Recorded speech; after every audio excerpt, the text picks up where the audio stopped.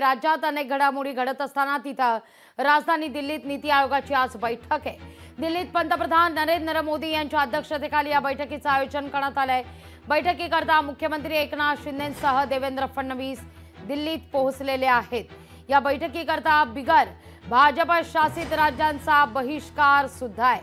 सकाळी 10 वाजता राष्ट्रपती भवनातील कल्चरल सेंटरमध्ये नीती आयोगाची ही बैठक पार पडेल।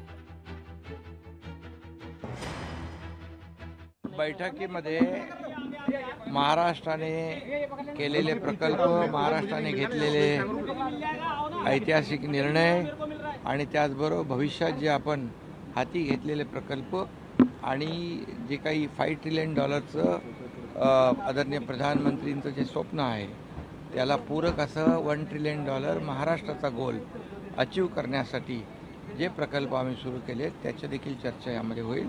एकंदरीत विकसित भारत 2047 यावर चर्चा होईल। पायाभूत सुविधांवर आपण खूप जास्तीचे लक्ष दिलेलं आहे आणि त्यामुळे त्याची चर्चा होईल। नीति आयोग के आज के बैठक में इंडिया ग्रुप के मुख्यमंत्री नहीं जाएंगे, ये लगभग तय हो गया है, क्योंकि तमिलनाडु के मुख्यमंत्री स्टालिन साहब ने तो पहले कहा है कि हम नहीं जाएंगे।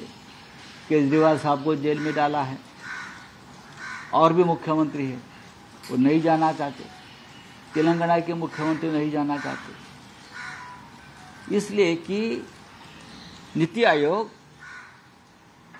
देश के विकास में समतोल नहीं रख रही है। आपने बजट में भी देखा है और नीति आयोग के कार्य में भी देखा है। लोकशाही मराठी ऐका, पहा, जागरूक रहा।